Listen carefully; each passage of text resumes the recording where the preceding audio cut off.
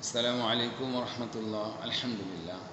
وعن معاوية قال سمعت رسول الله صلى الله عليه وسلم يقول المؤذن أطول الناس عنقه يوم القيامة. মুআবিয়া রাদিয়াল্লাহু বলেন রাসূল সাল্লাল্লাহু আলাইহি সাল্লামকে আমি বলতে শুনেছি, রাসূল বলেছিলেন কিয়ামতের দিন মুয়াজ্জিনগণের কাজ সবচেয়ে উঁচু হবে।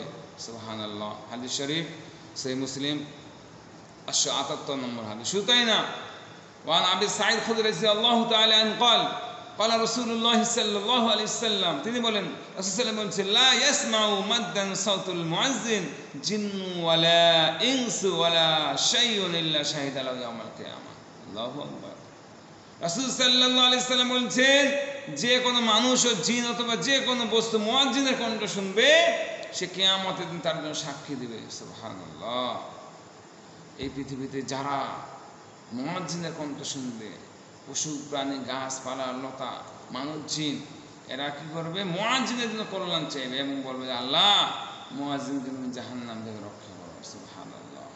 মুয়াজ্জিনকে তুমি জাহান্নাম থেকে রক্ষা করো, মুয়াজ্জিনকে জাহান্নাম থেকে রক্ষা করো। পৃথিবীর সমস্ত মানুষ দোয়া করবে। শুধু তাই না, রাসূল সাল্লাল্লাহু আলাইহি ওয়াসাল্লাম বলছেন মান আযানা ইজনাতা আশারা ওয়াজসানাতান ওয়াজাবাত লাহুল জান্নাহ ওয়া কুতিবা লাহু বিতা'যিন ফি কুল্লি মাররাতিন 60 হাসানা ওয়া বিইকামাতিন 30 হাসানা।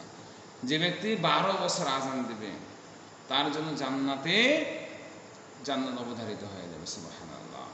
এবং কি প্রত্যেক আযানের বিনিময়ে তাকে 60 নেকি দেওয়া হবে এবং প্রত্যেক ইকামতের বিনিময়ে তাকে 30 নেকি দেওয়া হবে। সুবহানাল্লাহ।